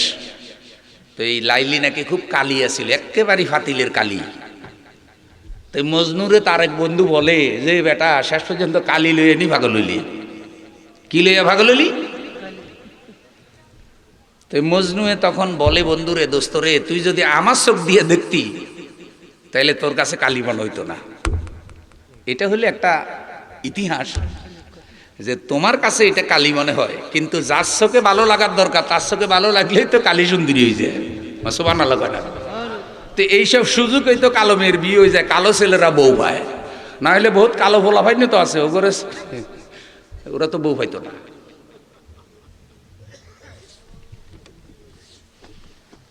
কারণ আপনারা যেমন মেয়ে সুন্দরী চান, মেয়েরাও তো ছেলে কি চায়? সুন্দর চায়। প্রিয় ভাইয়েরা, সকল সৌন্দর্য আল্লাহ দ্বীনের মধ্যে রেখেছে, চামড়ার কালারের মধ্যে কোনো সৌন্দর্য। যার আমল যত সুন্দর, যার চরিত্র যত সুন্দর, আল্লাহর কাছে সে তত সুন্দর। একটু জোরে বলা যাবে কি সুবহানাল্লাহ? জলাইখার আলোচনার মধ্যে নারীদের কিছু কোয়ালিটি, পুরুষদের কিছু কোয়ালিটি আমার আছে, কিন্তু আজকে সেই পর্যন্ত যাব না। প্রিয় ভাইয়েরা আমার, এখন ইউসুফ আলাইহিস সালাম স্বপ্নে দেখছে বাল্য বয়সে ইউসুফ আলাইহিস সালামের মা নাই, বাবা তার বেশি আদর করে, ছেলেটা দেখতে সুন্দর, সুন্দরের প্রতি মনের দুর্বলতা আছে। অনেক সময় বাবারা সব ছেলেকে ভালোবাসে, কিন্তু একটার প্রতি একটু বেশি ভালোবাসা জন্মে যায়। এটা মনের টান, মনের উপরে কারো হাত নাই, মনের উপরে কারো হাত। ইউসুফ আলাইহিস সালামের প্রতি আল্লাহই মনটা একটু দুর্বল করে দিছে।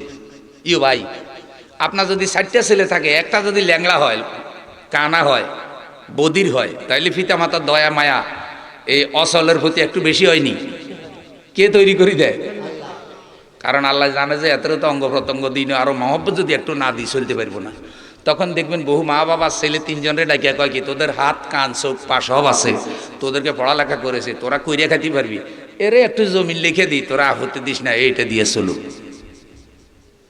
এরকম ছেলে ফেলেদের অনুমতি নিয়েও মাঝে মধ্যে বাপেরা কি এই দয়া মায়াটা ছেলেরা কেন করে যে ভাই আব্বা ঠিক আছে দেন, ভাই চলুক, কারণ সে তাদের ভাই।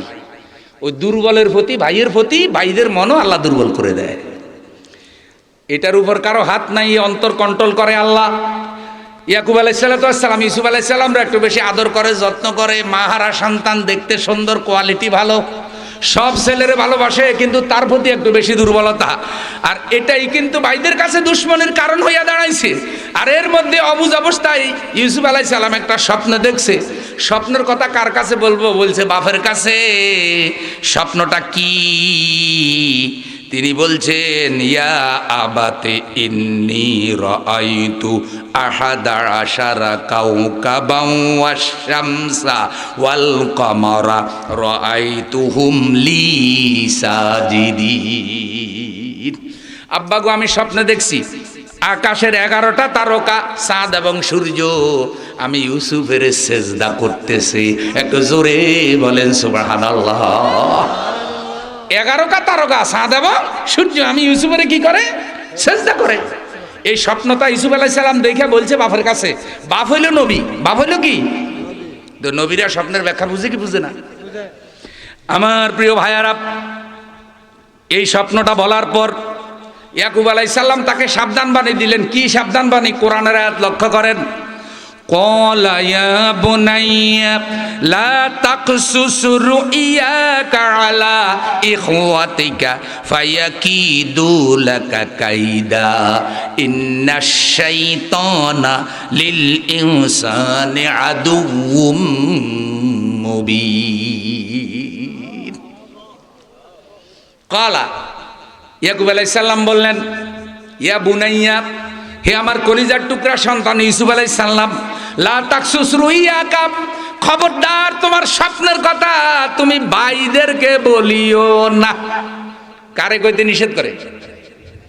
আপন ভাই ভাইদেরকে। আচ্ছা বলেন তো, এই ছেলেরাও তো ইয়াকুব আলাইহিস সালামের সন্তান, তিনি সবার পিতা, কিন্তু পিতা হইয়া বলতেছে ভাইদেরকে বলিও না। বাহ্যিকভাবে মনে হইতে পারে কিরে ভাইয়ের বিরুদ্ধে, ভাই কি উস্কানি দেয়নি কোনো? ভাইয়ে ভাইয়ে কোনো দূরত্ব বাড়ায়নি না। এখান থেকে মাসালা বের হয়, বাবা যদি বুঝে যে এক ছেলের কথা আরেক ছেলে জানি গেলে ভাই ভাইয়ে ঝগড়া লাগবে, তখন বাপে আলাদা করে যদি ছেলেরে বলে খবরদার এটা বড় ভাইয়ের কাছে বলিস না, এইটা কুবুদ্ধি দেওয়ার জন্য না, ভাইদের মধ্যে দ্বন্দ্ব লাগানোর জন্য না, বরং এই ঘটনাটা বড় ভাই জানলে মেজো ভাই জানলে সাংসারিক গণ্ডগোল দেখা দেবে। এই জন্য সংসারে শান্তি কায়েম করার জন্য বাবা যদি কোনো সন্তানকে আলাদা কিছু পরামর্শ দেয়, এটা নাজায়েজ হবে না। ইয়াকুব আলাইহিস সালাম এই জন্য ইউসুফ আলাইহিস সালামরে বলছে, তুমি বাচ্চা মানুষ, এই স্বপ্নের তাৎপর্য তুমি বুঝবা না। এটা যদি ভাইয়েরা জানে তাহলে তোমার বিরুদ্ধে ষড়যন্ত্র করবে, শয়তানের সুযোগ নিবে।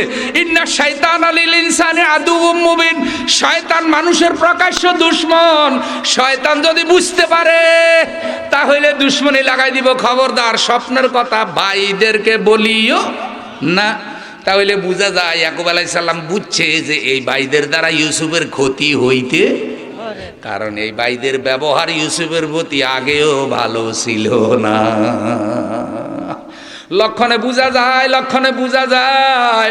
তোমরা যদিও নিজেদেরকে মুসলমান দাবি করো, তোমাদের মুখে দাঁড়ি মাথায় মাঝে মধ্যে টুপি দেখলেও কোরআনের মাহফিলের সাথে তোমাদের ব্যবহার, আলেম ওলামার সাথে তোমাদের ব্যবহার দেখলে ইউসুফের ভাইদের দুশ্মনীর কথা মনে হয়ে যায়।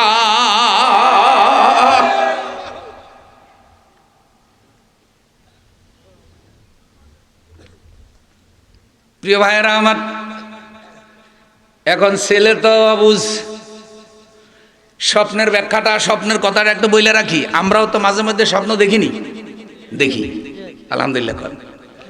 এবার স্বপ্নের হাদিসটা শুনেন। আল্লাহ নবী দেখছেন, বলছেন আমার উম্মত যদি স্বপ্ন দেখে সেটা নবীদের স্বপ্নের 46 ভাগের 1 ভাগ। সুবহানাল্লাহ। নবীরা স্বপ্ন দেখলে সেটাকে বলে ওহী, ওলি আল্লাহরা স্বপ্ন দেখলে এটাকে বলে কারামত, আর উম্মতেরা স্বপ্ন দেখলে এই স্বপ্নকে বলে ইলহাম। ওহির দরজা বন্ধ হয়েছে, কারামত এবং ইলহামের দরজা বন্ধ হয় নাই। যেই লোকটা যত ফরেজগার তার স্বপ্নের মর্যাদা তত বেশি। সুবহানাল্লাহ। এখন ভালো স্বপ্নের বৈশিষ্ট্য কি? কোনটা ভালো স্বপ্ন, কোনটা খারাপ স্বপ্ন, এটা কিছু বৈশিষ্ট্য আছে। ভালো স্বপ্নের 1 নম্বর বৈশিষ্ট্য, গভীর ঘুমে দেখবেন, এটা হালকা ঘুমে দেখবেন না। 2 নম্বর বৈশিষ্ট্য হলো ঘুমানোর 90 মিনিট পরে স্বপ্ন দেখবেন, 1.5 ঘন্টা। কারণ ঘুম প্রথম চোখে আসে, সবার পরে কলব ঘুমায়। আর মানুষ যখন ঘুমায় একেবারে পুরাপুরি অচেতন হইতে 90 মিনিট সময় লাগে। তখন যে ভালো স্বপ্নটা দেহের মধ্যে কার্যকারিতা মাতৃ থাকে, রুটা আল্লাহ তাআলা সফরে নিয়ে যায়। যেখানে রুটা যায় সেখানে সে স্বপ্ন, সেই দৃশ্যটা সে দেখে। আর মধ্যরাতে স্বপ্ন দেখে, কোনো অসুস্থতা থাকে না, কোনো টেনশন থাকে না, কোনো পেরেশানি থাকে না। এই ঘুমটা গভীর রাতে দেখে, গভীর ঘুমে দেখে, মধ্যরাতে দেখে, সুস্থ অবস্থায় দেখে। সুবহানাল্লাহ বলেন। ভালো স্বপ্নের লক্ষণ। স্বপ্ন ভেঙে গেলে যে স্বপ্ন দেখে তার অন্তরে একটা বিশ্বাস তৈরি হয় যে এটা স্বপ্ন নয়, এটা যেন বাস্তব। এটা হলো ইলহাম। আমার প্রিয় ভাইয়ারা, যদি কোনো খারাপ স্বপ্ন দেখেন, অনেক সময় খারাপ স্বপ্ন দেখে শরীর কাঁপতে কাঁপতে হাঁপানি উঠে যায়, ঘুম ভেঙে যায়। ঘুম ভেঙলে 10 মিনিট 15 মিনিট পর্যন্ত শরীর ঠিক হয় না। মাসালা হইলে ওই স্বপ্ন দেখে যদি জেগে যান, সম্ভব হইলে ওযু করে আসবেন, 2 রাকাত সালাত আদায় করবেন নফল, আল্লাহর কাছে দোয়া করবেন, আল্লাহ স্বপ্নের খারাপ প্রভাব থেকে তুমি আমাকে রক্ষা করো। সম্ভব হইলে বাম দিকে 3 বার থুথু নিক্ষেপ করবেন, তারপরে পড়বেন লা হাওলা ওয়ালা কুওয়াতা ইল্লা বিল্লাহিল আলিয়্যিল আযীম। এরপরে যেই কাতে শুয়ে স্বপ্নটা দেখেছেন উল্টা কাতে শুইবেন। এমন যদি হয় যে ডান দিকে কাত হয়ে যখন শুইছেন তখন স্বপ্ন দেখছেন, শোয়ার সময় বাম কাতে শুবেন। আর যদি বাম কাতে শুয়ে স্বপ্ন দেখেন তাহলে শোয়ার সময় ডান কাতে শুবেন। সম্ভব হইলে ওযু নিয়ে শুইবেন, আল্লাহর কাছে দোয়া করবেন, আল্লাহ স্বপ্নের খারাপ প্রভাব থেকে আমাকে রক্ষা করো। স্বপ্ন 3 প্রকার। তাসওয়িলুম মিনাল্লাহ, একটা আল্লাহর পক্ষ থেকে দেখে, এটা উম্মতরা দেখলে ইলহাম, এটা আপনিও দেখতে পারেন। আরেক প্রকার স্বপ্ন হলো তাসওয়িলুম মিনান নফস, নফসের ধোঁকায় স্বপ্ন দেখে, এটার সাথে ইলহামের কোনো সম্পর্ক নাই। ওটা সারাদিন নফস যা কল্পনা করে তা স্বপ্নে দেখে। এবার একটা গল্পের কথা বলি, ছোট্ট গল্প। এক লোক বাসের কন্ডাক্টর, সারাদিন ভাড়া কালেকশন করছে, বিয়ে করছে, বাসর রাত্রে বউ নিয়ে ঘুমাইছে, স্বপ্ন দেখে যে বাসে ভাড়া কালেকশন করতেছে, আর স্বপ্নের মধ্যে বলতেছে ভাড়া দেন। কি দেন? নতুন বউ ঘুম ভেঙে গেছে, কি রে আমার বাপের বাড়ি, বাসর রাত, আবার আমার বাপের খাটে শুয়ে আমারে কয় ভাড়া দেন।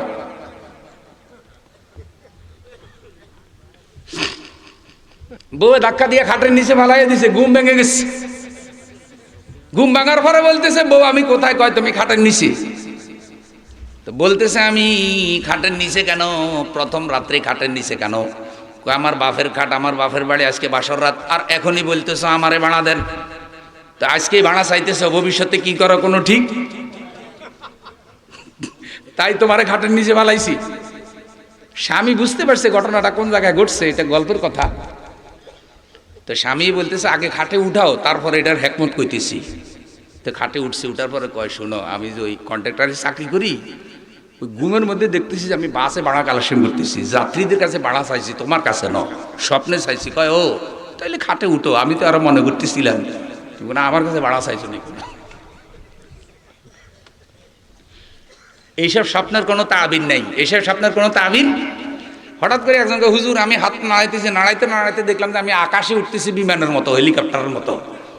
টাস করে ঘুম ভেঙে গেছে, দেখি যে আমি খাটের মধ্যে। একজনকে হুজুর আমি স্বপ্নে দেখতেছিলাম যে আমি আমেরিকা যাইতেছি। রহস্যের কথা এটা, হাসি রহস্য করে মানুষ বলে। কেমনে যাইতেছেন? কয় হেলিকপ্টারের ডান্ডা ধরে, হেলিকপ্টারের ডান্ডা ধরে আমেরিকা যায়। কয় মনে শান্তি লাগতেছে, আমেরিকা যাইতেছি। হঠাৎ করে ঘুম ভেঙে গেছে, যে হেলিকপ্টারের থেকে হাত ছুটে গেছে, কাঁপতে কাঁপতে ঘুম ভেঙে গেছে। পরে দেখি যে আমি খাটের নিচে পড়ে গেছি, আর চিড়া খাতার মধ্যে আমার পা ফেঁসাই গেছে। এগুলা খালি বালি স্বপ্ন। এই টাইপের স্বপ্নের কোনো তাবির, আকাশে উঠতেছেন, পানিতে গেছেন, তারপরে সাপে দৌড়াইতেছে, আপনি অমুকেরই করছেন, এইসব স্বপ্নের কোনো তাবির হয় না। এগুলো নফসের তাড়নায় দেখে। সারাদিন দোকানদারি করেছেন, ঘুমের মধ্যে আপনি এটা দেখছেন। সারাদিন বাচ্চা কোরআন তেলাওয়াত করেছে, ঘুমের মধ্যে তেলাওয়াত করতেছে। সারাদিন যে কথা বলে ঘুমের মধ্যে সেটা বলে। যারা বেশি গালিগালাজ করে দেখবেন যে ঘুমের মধ্যেও গালি দেয়, ওই সারাদিন গালিটা বেশি দিছে। ওমা হয় কি হয় না? এটা তাসওয়িলুম মিনান নফস। তৃতীয় প্রকার স্বপ্ন হইল তাসওয়িলুম মিনাশ শয়তান, শয়তানের ধোঁকায় স্বপ্ন দেখে। যেমন একজন স্বপ্ন দেখলো যে তার গোসল ফরজ হয়ে গেছে, স্বপ্নে দেখে কি দেখে না? মানুষের নাম দিছে স্বপ্ন দোষ। আচ্ছা স্বপ্ন দোষ হইলে কারো জানার গুণ হইবনি না, স্বপ্নে যা দেখবে তার কোনো পাপ নাই। আল্লাহর নবী বলেছেন 3 জনের কোনো মোয়াখাজা নাই, মোয়াখাজা নাই। 3 জনে যা করবে তার জন্য আল্লাহ জিজ্ঞাসা করবেন না।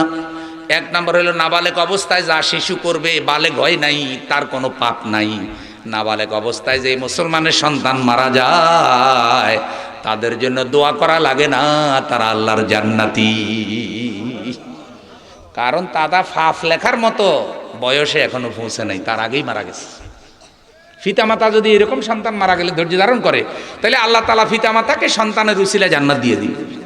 আলহামদুলিল্লাহ। হ্যাঁ, মায়ের আসল ধরে সন্তান বলবে আল্লাহ গো, তা আমার মা তো আমারে ডেলিভারি করতে গিয়ে মা মারাই গেছে, আমার মায়ের তো কোনো অপরাধ নাই, আমার মা তো আমার মুখও দেখতে পারে নাই, তা আমার মায়ের সহ আমার একসাথে জান্নাত দাও। প্রিয় ভাইয়েরা আমার, জেনার গুনাহ, আপনার নাবালক অবস্থায় কোনো কিছু করলে গুনাহ নাই, এদের গুনাহ লেখা হয় না। 2 নম্বর হইল পাগল, যার আকল বিবেক নাই পাগল হয়ে গেছে, পাগলের কোনো পাপ নাই, পাগলের নামাজও মাফ, পাগলের কোনো নামাজ নাই, কারণ এই বেটা পাগল, পাগলের উপরে কোনো আইন কার্যকরী হয় না। 3 নম্বর হইল ঘুমন্ত ব্যক্তি, স্বপ্নে যা দেখে স্বপ্নের কোনো পাপ নাই। স্বপ্নে আমি 2 জনের মার্ডার করে ফেলাইছেন, আপনার বিরুদ্ধে মার্ডার কেস হইবনি? এই বেটা আমি স্বপ্নে না মার্ডার করছি, কত মানুষ জীবিত অবস্থায় মার্ডার করি ফেলার, হেতের কেস হয় না, আর আমার কেস আমি বলছি বেটা।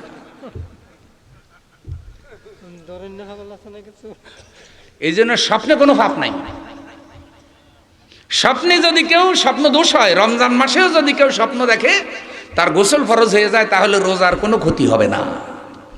তবে স্বামী স্ত্রী ইচ্ছা করে রোজা অবস্থায় তাদের শারীরিক সম্পর্ক করতে পারবে না। শারীরিক সম্পর্ক করা ছাড়া যদি জাগতিক অন্য কোনো দুর্বলতার কারণে অনিচ্ছা স্বার্থে গোসল ফরজ হয়, তার জন্য রোজার ক্ষতি হবে না। তো ওইটা হলো নফসের ধোকায় স্বপ্ন দেখে। তো এখন ইউসুফ আলাইহিস সালাম যে স্বপ্ন দেখছে, এই স্বপ্নটা তার কে দেখাইছে? মজরে কয়নাকা কে দেখাইছে? আমাদের নবী প্রথম ওহী পেয়েছে স্বপ্নে। আমার বন্ধু, উহুদের যুদ্ধের আগের রাত্রে আল্লাহর নবী স্বপ্ন দেখলেন, হুজুরের হাতের তরবারি জুলফাকার 2 টুকরা হয়ে গেছে। আল্লাহর নবী চুপ থাকলেন। হযরতে হামজা রাদিয়াল্লাহু তাআলা আনহু যখন শহীদ হয়ে গেলেন, হযরতে হামজাকে যখন টুকরা টুকরা করে ফেলা হলো, আল্লাহর নবী কেঁদে কেঁদে বললেন, যুদ্ধ শুরু হওয়ার আগের রাত্রে আমি স্বপ্নে দেখেছিলাম আমার হাতের তরবারি 2 টুকরা হয়ে গেছে। সেই তরবারি হলো আমার চাচা হযরতে হামজা। আমার চাচার দেহটা কাফেরেরা টুকরা টুকরা করে ফেলেছে।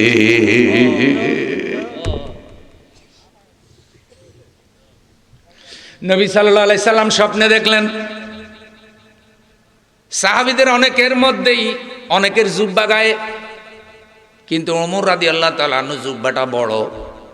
জুব্বা যত উঠায় জুব্বা আরো বড় হয়, উঠায় আরো বড় হয়। আল্লাহর নবী ভবিষ্যৎবাণী করলেন, ওমর যখন খলিফা হবে, আল্লাহর দ্বীন দুনিয়ায় সব চাইতে বেশি সম্প্রসারিত হবে। হযরত ওমর যখন খলিফা হলেন, ইসলাম অর্ধেকটা পৃথিবী দখল করে ফেলেছিল। লিল্লাহি তাকবীর। আল্লাহু আকবার। হিজরতের আগের রাত্রে আল্লাহর নবী স্বপ্নে দেখলেন, তিনি মদিনার খেজুর বাগানে হাঁটতেছেন। মদিনার বাগানে স্নিগ্ধ বাতাস আল্লাহর নবীর গায়ে লাগতেছে।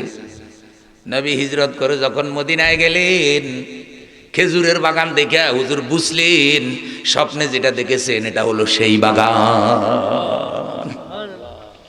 তো ইউসুফ আলাইহিস সালাম স্বপ্নে দেখছে, তিনিও নবী, যার কাছে স্বপ্নের কথা বলছে তিনিও নবী। তো নবী ও নবীর স্বপ্নের তাৎপর্য বুঝে কি বুঝে না?